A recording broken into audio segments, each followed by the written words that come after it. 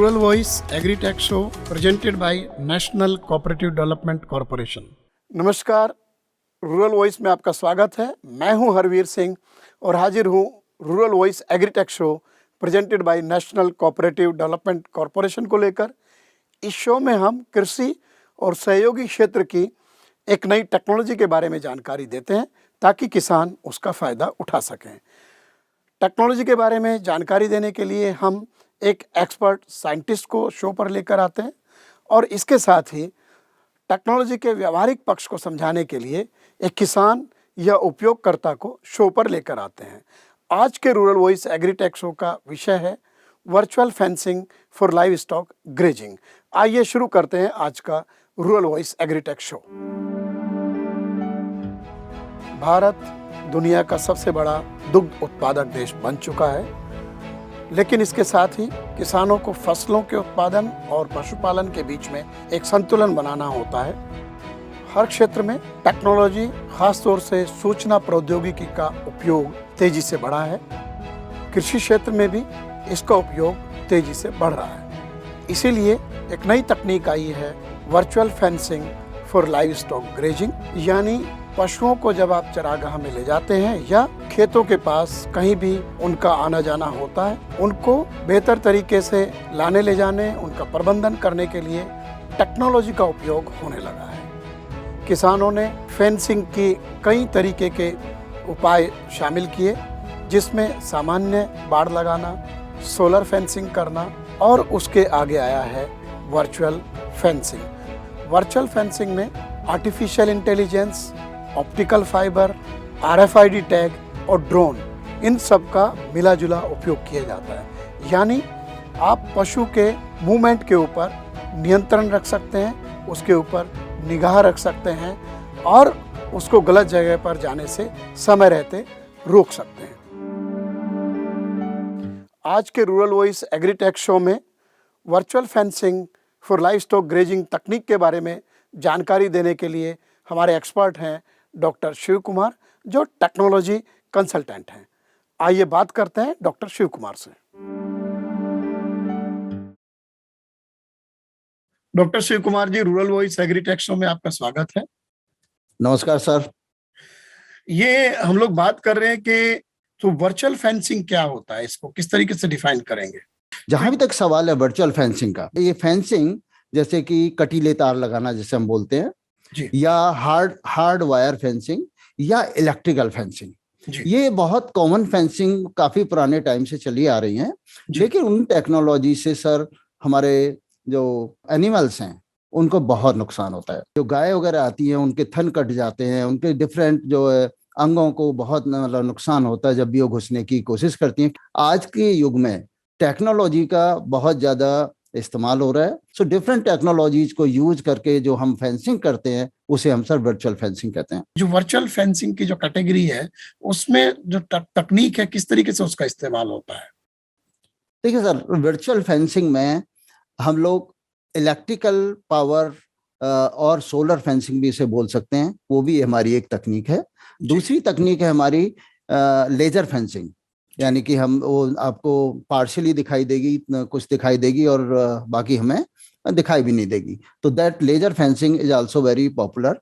दूसरी है वायरलेस या इंफ्रारेड को हम यूज करके भी जो फेंसिंग करते हैं वो है। तीसरी हमारी जो एक अनदर फेंसिंग जो है हमारी स्मार्ट फेंसिंग और इंटीग्रेटेड सॉल्यूशंस। इसके बारे में और थोड़ा सा मैं बताऊंगा, क्योंकि ये इसमें हमारी कॉम्बिनेशन ऑफ डिफरेंट टेक्नोलॉजीज को यूज कर सकते हैं हम।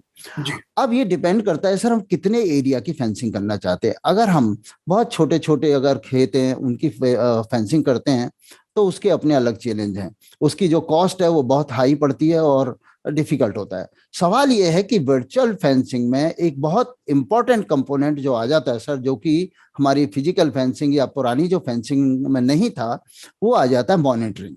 अब हम मॉनिटरिंग इवन हम CCTV भी इंटीग्रेट कर सकते हैं कि जैसे ही कहीं से कोई इवेंट हुआ, कहीं से कोई एनिमल घुसा या कहीं से कोई किसान ने कुछ घुसने की कोशिश की, तो उससे हम वहाँ का पर्टिकुलर एरिया का CCTV कैमरा भी अगर हमने इंटीग्रेट किए हैं तो वो भी ऑन हो जाते हैं और वो सर पिक्चर लेकर के हमें भेज देते हैं। ड्रोन टेक्नोलॉजी के अगर हम लार्ज स्केल की, अगर हम जैसे सरकार की भी बात करेंगे कि सरकार का हमारे रोल कैसे प्ले कर सकती है, तो ड्रोन टेक्नोलॉजीज को भी हम यूज करके हम लोग इसको इंटीग्रेट कर सकते हैं सर।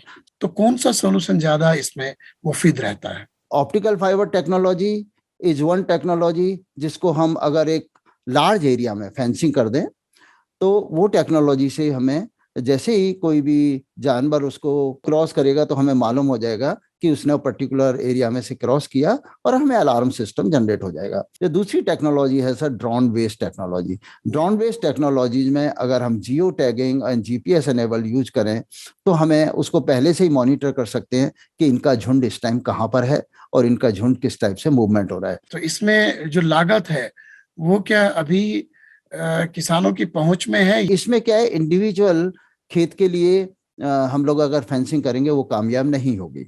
इसमें हमें कम्युनिटी फेंसिंग या लार्ज स्केल फेंसिंग हमें करनी पड़ेगी और डिफरेंट टेक्नोलॉजीज को इन्वॉल्व करके राज्य सरकार हमारी विशेष योजना लाने का प्लान कर रही है, तो उसके थ्रू ये टेक्नोलॉजी इम्प्लीमेंट हो पाएगी।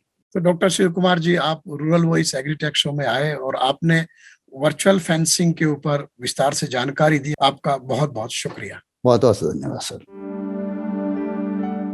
जैसा कि अभी आपने आज के हमारे एक्सपर्ट को सुना जिन्होंने virtual fencing for livestock grazing तकनीक के बारे में विस्तार से जानकारी दी, और अब हम बात करते हैं एक ऐसे उपयोगकर्ता से, ऐसे एक्सपर्ट से जो इसी तकनीक का आगे काम कर रहे हैं।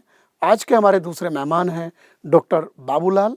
डॉक्टर बाबूलाल BHEL के पूर्व एग्जीक्यूटिव डायरेक्टर रहे हैं और इस वक्त कृषि क्षेत्र में तकनीक के उपयोग पर काम कर रहे हैं। आइए बात करते हैं डॉक्टर बाबूलाल से।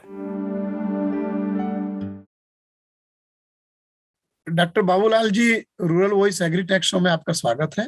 बहुत बहुत धन्यवाद। तो ये वर्चुअल फेंसिंग वास्तव में क्या होती है और किस तरह से काम करती है? इस टेक्नोलॉजी का इस्तेमाल करके हम ये देख सकते हैं कि भाई कहाँ से आपका हर्ड जा रहा है। और आजकल ये आवारा पशुओं की समस्या इतनी भारी हो गई कि किसान त्रस्त है बेसिकली। तो उसको निजात दिलाने के लिए जो मॉडर्न टेक्नोलॉजी है, जिसके अंदर क्या होगा कि CCTV इंटीग्रेट किया जाएगा, इसके साथ लेजर टेक्नोलॉजी को इसके साथ इंटीग्रेट किया जाएगा और ड्रोन टेक्नोलॉजी को इसके साथ इंटीग्रेट किया जाएगा। कम्युनिटी लेवल के ऊपर जो कमांड कंट्रोल फॉर डिफरेंट खेतों के ऊपर से डाटा फीड आएगा और पता चलेगा कि भाई ये स्ट्रे एनिमल्स कहाँ जा रहे हैं। तो डेजिग्नेटेड रूट पे जा रहे हैं कोई दिक्कत नहीं, बट डेजिग्नेटेड रूट के से हटके दी जा रहे हैं, किसी खेत में घुस रहे हैं, तो इमीडिएटली अलर्ट होगा और उसके बाद इसको अवॉइडेंस कर सकते हैं। जो बड़े पैमाने पर पशुओं को चराने के लिए अगर इस टेक्नोलॉजी का इस्तेमाल हम करते हैं तो वो कितना व्यावहारिक है? क्योंकि दूर दराज तक जानवर जाते हैं, तो यह कोई किसी पर्टिकुलर सीमा को निर्धारित करके हम उनको नियंत्रित कर पाएंगे, और उसके लिए कैसे काम कर सकती है टेक्नोलॉजी? हर गांव के साथ एक जंगलात बोलते थे, बनी बोलते थे, उसमें पशु चरते थे और वो कॉमन लैंड होती थी। बट आज की तारीख में जो छोटे गांव या गांव की जो लैंड है ना, वो तो प्रैक्टिकली सब लोगों ने उसको एक तरह से समझो कब्जा ली। अब वो इतनी रेडीली अवेलेबल नहीं, बट फिर भी राजस्थान में कुछ बड़े बड़े पॉकेट्स हैं जहां पे इन पशुओं को आप ले जा करके इकट्ठा कर सकते हैं और उनको प्रॉपर फेंसिंग के थ्रू कंट्रोल कर सकते हैं। तो ये एक बहुत अच्छा सॉल्यूशन रहेगा कि जहां पे भी ऐसे स्ट्रे एनिमल्स हैं उसको उस जंगल में छोड़ देते। जैसे आपने शेरों के लिए प्रोटेक्टेड एनवायरनमेंट किया हुआ है, तो हर एक के लिए एक प्रोटेक्टेड एनवायरनमेंट है। तो इससे क्या होगा कि जीव भी सुरक्षित रहेगा और किसान भी सुरक्षित रहेगा। आपका क्या सजेशन होगा कि हमें कितनी तेजी से जो वर्चुअल फेंसिंग को कम्युनिटी सॉल्यूशन की तरह से लेकर के और सरकारी जो संस्थाएं या सुविधाएं हैं, जो रिसोर्सेज हैं, उनके साथ इंटरकनेक्ट करके कैसे इसका उपयोग कर सकते हैं? देखिए सर, ये टेक्नोलॉजी तो प्रूवन है, क्योंकि क्रिटिकल इंफ्रास्ट्रक्चर जहां पे भी है जी, ये सारी की सारी टेक्नोलॉजी वहां पे इन प्लेस है। कि आप देखो कोई BSF का कैंप होगा या कोई बड़ा पावर प्लांट है जैसे, तो वहां पे पूरी की पूरी ये जो मल्टी लेवल सिक्योरिटी होती है। आपका फिजिकल भी होता है, उसके बाद बीएसएफ के जवान भी आपके या सीआईएसएफ के जवान भी चक्कर लगाते हैं, उनके पोस्ट भी होते हैं, और पैरेलली इलेक्ट्रिकल फेंसिंग और ये डिजिटल या वर्चुअल फेंसिंग, ये तीनों का इंटीग्रेटेड है। तो सॉल्यूशन तो प्रूवन है। ओनली चीज ये थी कि भाई पहले कॉस्टली था, बट जब कम्युनिटी लेवल पे जब जाएगा तो इसके सॉल्यूशन निकल के आएंगे। कंसल्टेंट भी हैं, टेक्नोलॉजिस्ट भी हैं, वेंडर्स भी हैं, और लोगों में अवेयरनेस भी है कि भाई ऐसी चीज होनी चाहिए। अभी भी जिस तरीके का जो तकनीक है उसमें जो संसाधन चाहिए, वो व्यावहारिक रूप से आने वाले दिनों में हम इसका उपयोग देख पाएंगे? बिल्कुल देख पाएंगे सर। आप देखिए कि कम्युनिटी लेवल पे होता तो बहुत ही बढ़िया। उससे क्या है कि जो सबसे छोटा किसान है उस तक भी ये बेनिफिट पहुंच जाएगा। अदरवाइज बड़े किसान है वो तो अपना ये सारा सिस्टम धीरे धीरे अप्लाई कर ही रहे हैं। तो डॉक्टर बाबूलाल जी, आप रूरल वॉइस एग्रीटेक शो में आए और आपने बहुत बहुमूल्य जानकारी दी, उसके लिए आपका बहुत बहुत शुक्रिया। बहुत बहुत धन्यवाद। उम्मीद है रूरल वॉइस एग्रीटेक शो का यह एपिसोड आपको पसंद आया होगा, जिसमें हमने virtual fencing for live stock grazing के तकनीक की जानकारी दी। हम फिर हाजिर होंगे रूरल वॉइस एग्रीटेक के नए शो में नई तकनीक की जानकारी लेकर। तब तक के लिए नमस्कार। आप हमारे YouTube चैनल रूरल वॉइस इनको जरूर सब्सक्राइब करें। शो की अधिक जानकारी हासिल करने के लिए आप हमारे ईमेल और social media handles Facebook, Twitter, LinkedIn, Instagram और YouTube पर भी जानकारी हासिल कर सकते हैं।